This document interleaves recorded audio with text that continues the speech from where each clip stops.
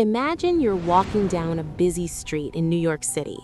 The ground rumbles beneath your feet with the subway, steam rises from the manholes, and thousands of people rush past you. But just a few feet below where you're standing, in the cold, dark, rushing water of the sewer system, something is waiting. Something with thick scales, razor-sharp teeth, and eyes that glow in the dark. You've heard the stories. You laughed at the cartoons, but what if I told you that down there in the pitch black, the monster isn't just a story? We love to think we know everything about the cities we live in. We have maps, we have GPS, we have cameras on every corner.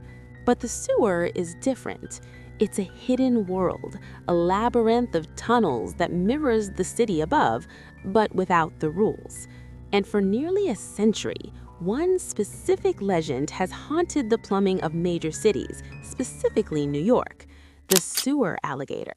The idea that giant reptiles are thriving down there, growing to massive sizes on a diet of rats and toxic waste. Is it just a campfire story for city kids?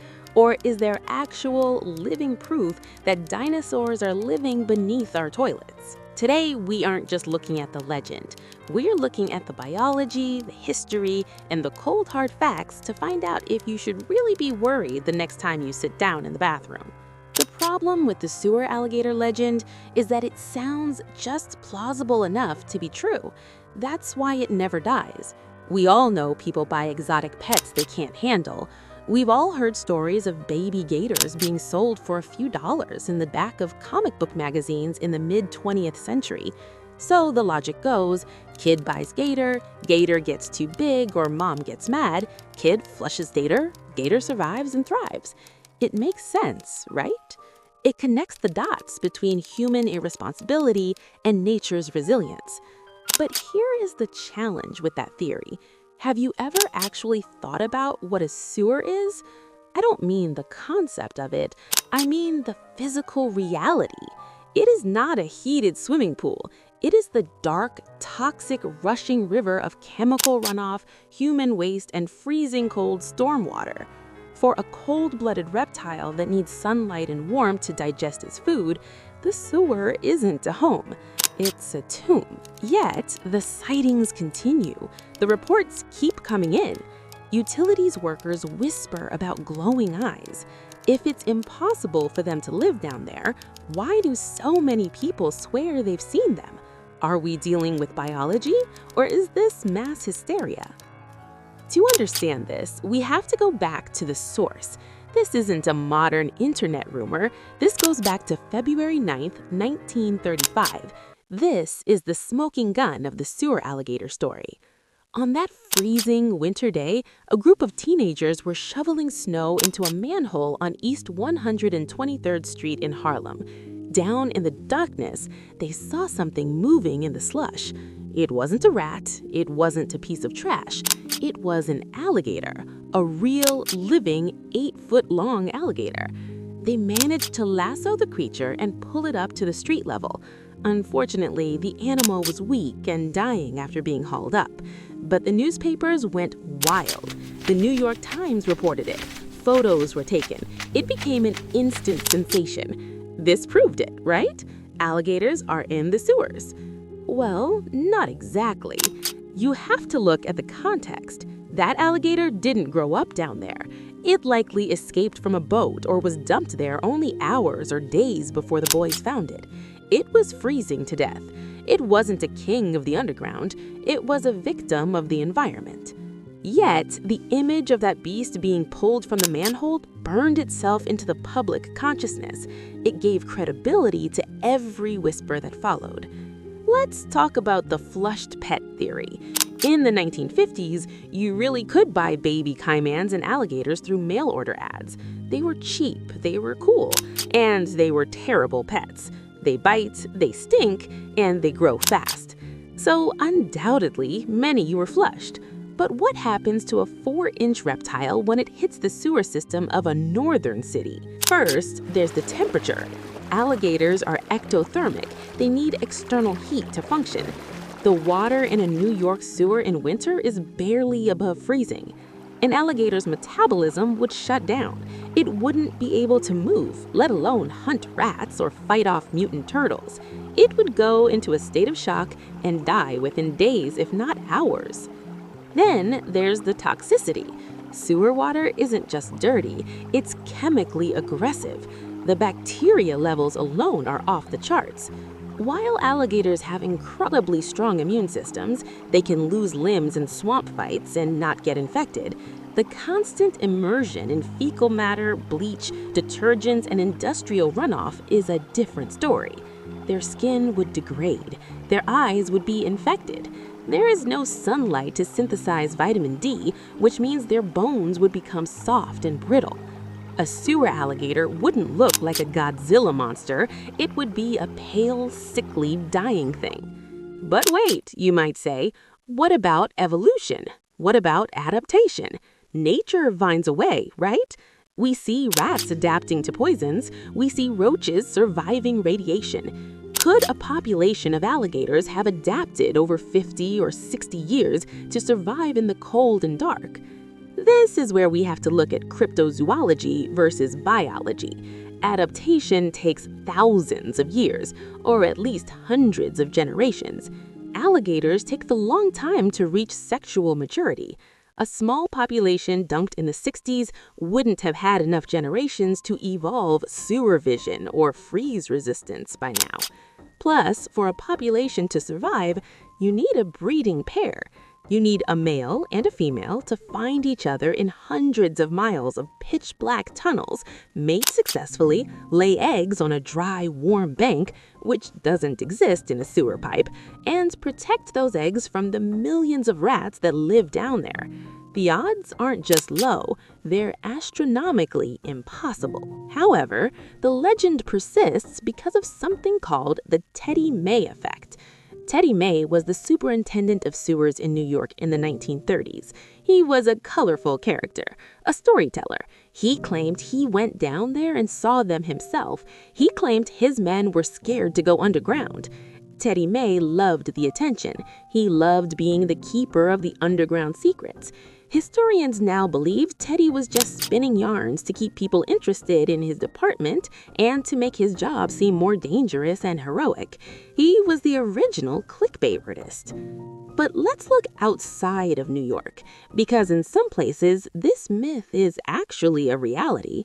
If you go to Florida or Louisiana or parts of Texas, storm drains and sewers are often open to canals and swamps.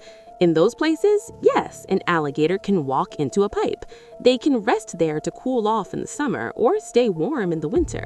But they don't live there. They're transients. They pop in and pop out. They don't build civilizations under the streets.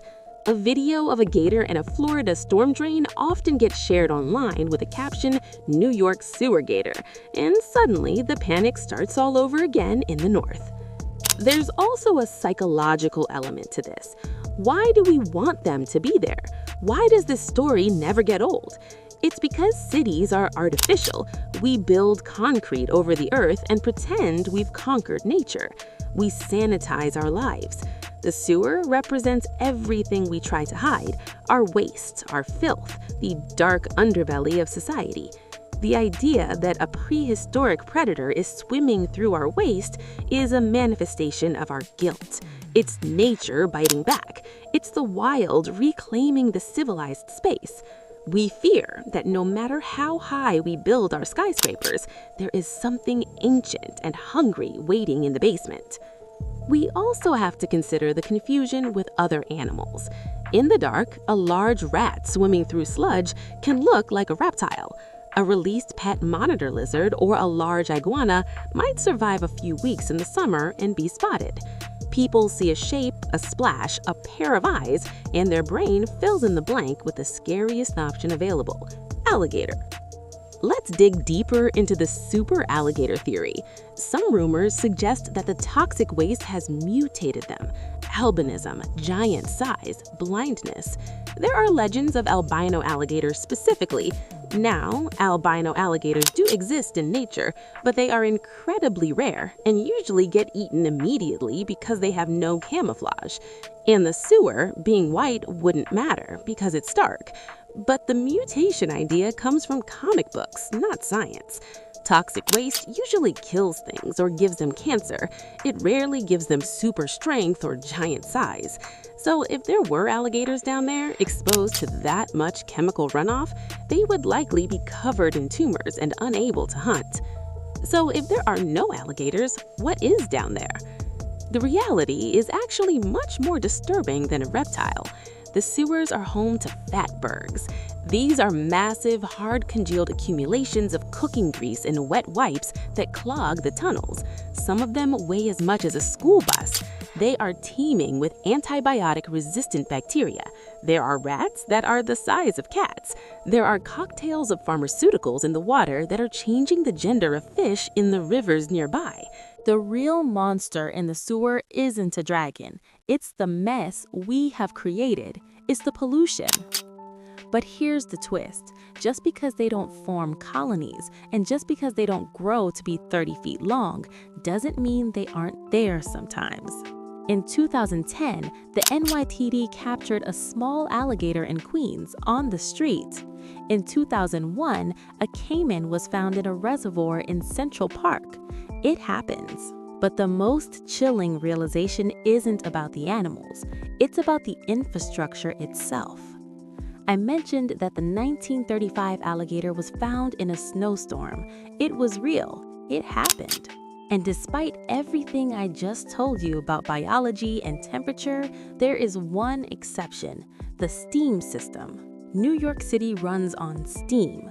Leaky steam pipes run alongside sewer lines.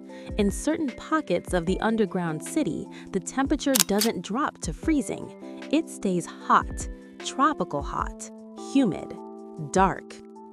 If, and this is a big if, an alligator managed to find one of these hot zones, one of these steam-heated pockets where the rats are plentiful and the water stays warm year-round, could it survive? Could a single, lonely monster be living in a warm pocket of hell beneath Fifth Avenue right now? Science says no. Probability says no. But the city is vast. There are hundreds of miles of tunnels that no human has walked in for decades. We send robots down there now because it's too dangerous for people. We don't see everything. The certainty that it's impossible is comforting, but every few years, another photo surfaces, another worker tells a story, and the legend takes another breath. The truth is, we don't know what is in every corner of the dark, and until we map every inch of that wet, stinking underworld, there will always be a shadow of a doubt. A shadow with teeth. So what is the verdict? The truth about alligators in the sewers is that they are not a civilization. They are not an army waiting to invade. The colonies of giant albino mutants are a myth. They are biologically impossible in the freezing, toxic environment of a northern sewer system. The stories are driven by escaped pets that die quickly, misidentified rats, and our own innate fear of the dark. However, the legend serves a purpose. It reminds us that the city is fragile. It reminds us that nature is never fully under our control. The alligator in the sewer is the modern dragon. We don't have caves anymore, so we put our monsters in the plumbing. It's a fun story to tell, but you can rest easy. When you flush the toilet, you aren't feeding a dinosaur. You're just feeding the rats. And honestly, the rats are scary enough. If you enjoyed this deep dive into the underground, hit that subscribe button so you don't miss our next investigation into the urban legends you thought were fake.